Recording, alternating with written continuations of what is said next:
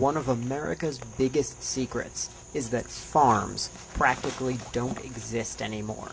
The animals we eat are grown inside giant hidden factories. Since 2012, I've been secretly planning a project to expose these factory farms using the highest tech spy equipment available: drones.